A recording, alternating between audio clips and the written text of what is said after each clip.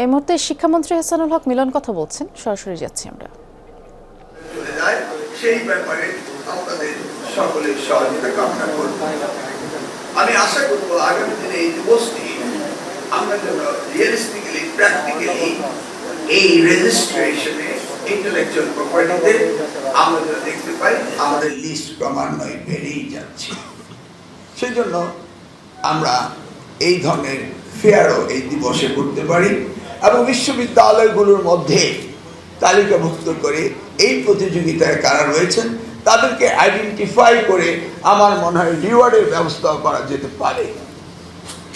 এটা হওয়া উচিত, কারণ আমরা কখনো রিকগনাইজ করি না এবং তাদেরকে প্র্যাকটিক্যালি স্পিকিং রিওয়ার্ডও করি না।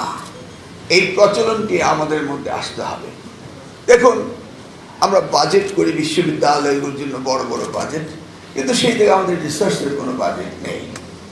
ব্র্যাক ইউনিভার্সিটি ভিসি এবং আপনারা বললেন যে PhD also a intellectual property. I don't know how many PhDs in this country right now. তবে কিছু কিছু ভুয়া পিএইচডি আছে। আপনারা জানেন সেই ঘোড়ার গল্প। আমি